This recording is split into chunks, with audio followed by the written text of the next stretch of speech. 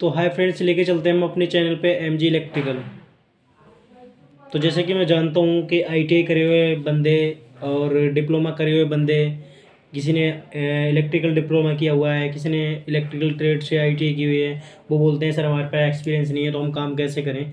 तो मैं आपको आज बताऊँगा जीरो लेवल से, बिल्कुल जीरो लेवल से, पक्का गारंटी के बाद बता रहा हूँ। अगर मैं जीरो लेवल से बताऊँगा और आपने मेरी वीडियो देखी तो आप कभी भी शॉर्टिंग में या फाउल्ट में कभी भी आप फंसोगे नहीं। तो लेके चलते हैं कि पहले की, जैसे कि आप जानते हो कि हमारी हाउस वायरिंग जो होती है वहाँ पर हमारा टू फेस होता है। जैसे कि एक फेस हो गया और एक न्यूट्रल हो गया। जो इंडस्ट्री एरिया में यूज़ किया जाता है वो 11,000 से हमारे 444 मिलता है। 444 को लेकर के हम अगर आपको बताया जाए कि जो हमें गवर्नमेंट की तरफ से जो 11,000 लाइन आती है वो हमारे यहाँ अंदर 11,000 आती है। और वो 11,000 आती है हमारी सबसे पहले बीसीबी में जाती है, वैक्यूम सर्किट ब्रेकर, जिसे बोलते हैं वैक्यूम सर्किट ब्रेकर।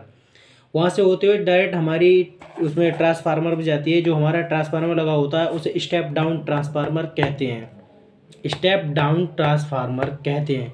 वैसे कि जैसे कि आपको मान ही लो कि ट्रांसफार्मर हमारे दो प्रकार के होते हैं, एक तो होता है स्टेप डाउन और एक होता है स्टेप अप।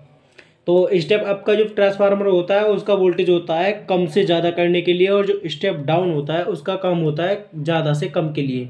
तो हम जो इंडस्ट्री एरिया में यूज़ करते हैं वो स्टेप डाउन ट्रांसफार्मर का यूज़ लेते हैं।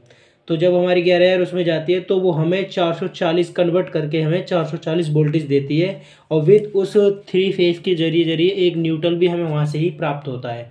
जैसे कि अगर आपको ट्रांसफार्मर के बारे में वीडियो चाहिए तो फाइनली मैं आपके लिए एक वीडियो डाल चुका हूँ और एक और डाल दूँगा, वो बाय द वे दिक्कत वाली कोई बात नहीं है।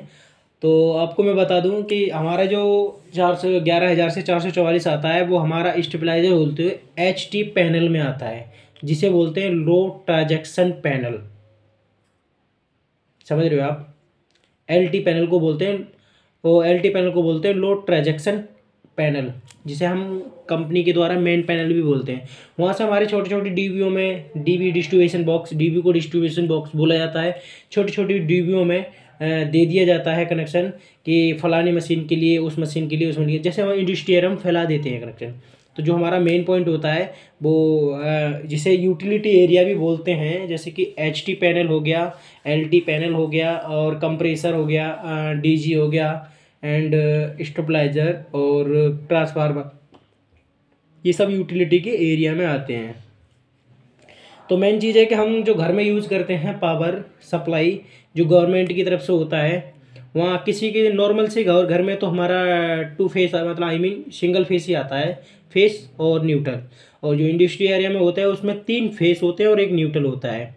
अगर 2 फेस को हम अगर एक साथ ही हम ज्वाइन करते हैं तो वो 440 वोल्टेज दिखाता है, 440 420।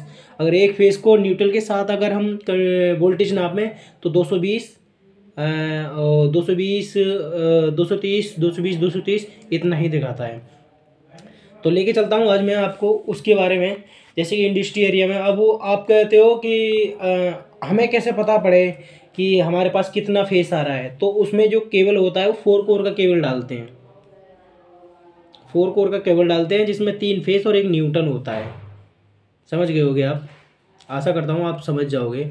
वहाँ से जो हमारे जाता है उसके साथ आप कहते हैं कि आप बोलते हो कभी कभी कि कैपेसिटर पैनल होता है। कैपेसिटर पैनल क्या होता है?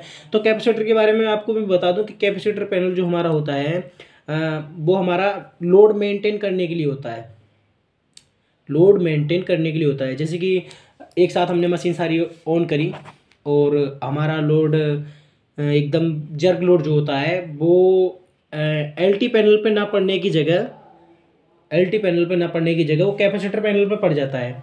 तो वो लोड मेंटेन करके रखता है। कैपेसिटर पैनल का काम ये होता है। तो आशा करता हूँ कि आप समझ गए होंगे जैसे कि मैंने बताया है। चलो मिलते हैं अगली वीडियो में।